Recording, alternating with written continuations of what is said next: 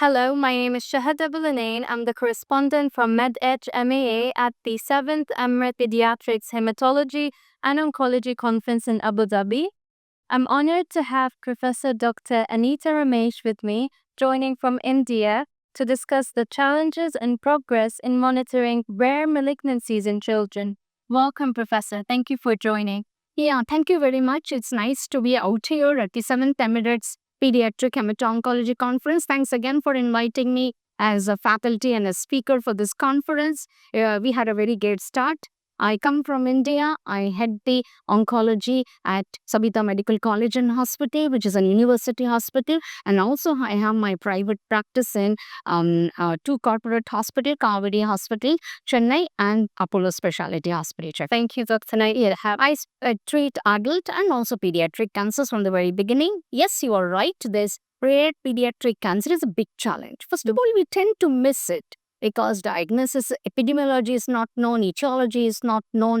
We are not clear about the clinical presentations, the surgical aspect, medical oncology, pediatric oncology, and the radiation dose. So you say these uncertainties or uncertainty, and then we don't have a consensus of all these treatments because they're really rare, like pediatric pleural pulmonary blastomas, then adrenocortical tumors, pediatric breast cancers, pediatric colorectal cancers, then some of the retinoblastomas. These are all quite rare presentation, and we are not sure.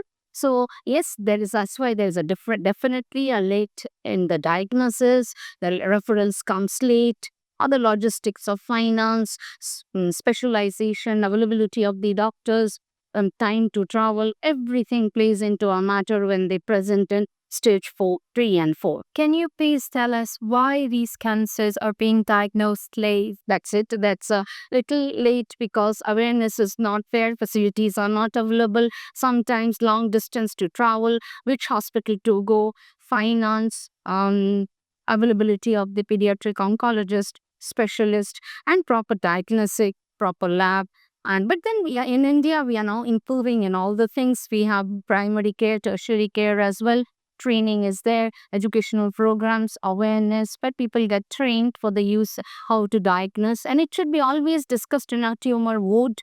Now, where pathologists, radiation, medical oncologists are on there to find out what type of cancer and how to treat them, what are the challenges and what are the new things. These are rare cancers, and as you know, molecular oncology is already advanced, and so get a specific diagnosis before we treat so that we can give them a best possible care. And doctor, how different is the treatment for the rare cancers compared to the traditional? It is almost the same as an adult, but then the dosage will be different, the drugs are different. And like by looking into the molecular biology where immunotherapy is now introduced, targeted drugs like in thyroid pediatric cancers, we started using immunotherapy and TKIs like lenvatinib, pembrolizumab.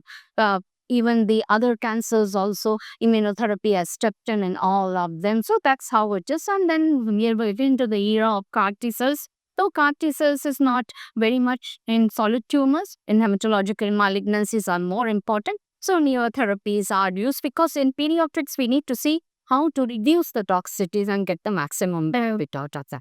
And looking at the future, doctor, what do you aim to see in the next 5 to 10 years as change in the field? Yeah, this is huge going to be changed. Already in pediatric cancer, we have a good results. And with those collaborative studies, clinical trials, we are now getting into an era where we are going to get into more survival figures, early diagnosis, proper treatment, and to this. Because remember, these pediatric patients are going to be all survivors.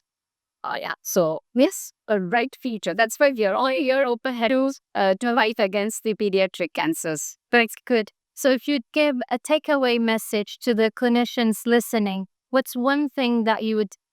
So these rare pediatric tumors do occur. It is in 2% of say 1 million people, okay, and you should have a collaborative team, a multidisciplinary approach, high level of awareness, screening to pick up these cancers, always collaborate, discuss, because consensus will not be there to treat all these rare tumors, which will be now increasing heavy.